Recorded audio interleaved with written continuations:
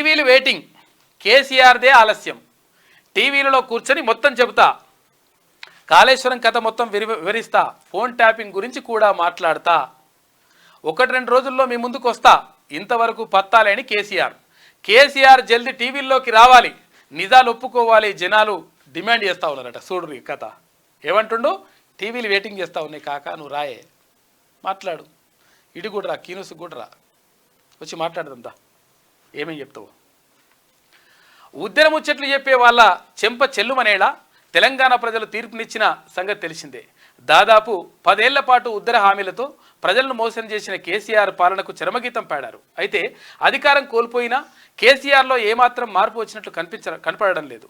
గతంలో మాదిరిగానే జనాలను మభ్యపెట్టే మాటలు చెప్తున్నారు. కాళేశ్వరం ప్రాజెక్టు గురించి తప్పుడు ప్రచారం చేస్తున్నారని, టీవీలలో కూర్చొని తానే అసలు విషయాలు చెప్తానని ప్రకటించారు. 2-3 రోజుల్లోనే టీవీల్లో కూర్చుంటానని టీవీగా చెప్పారు. కానీ ప్రకటన చేసి నెల దాటిపోయినా కేసీఆర్ నుంచి స్పందన రాలేదు. తాజాగా ఫోన్ ట్యాపింగ్ గురించి కూడా తాను 2 రోజుల్లో టీవీలో చెప్తానన్నారు. ప్రకటన చేసి పత్తా లేకుండా పోయిండు. అటు కాళేశ్వరం గురించి ఇట్లా చెప్పిండు, ఏది కూడా రాడు కాక, చెప్తాడు అంతే. చెప్తే అప్పటి వరకే గుర్తుకుంటుంది, మళ్ళీ గుర్తుకుంటుంది. ఇక గట్టుంటుంది కథ.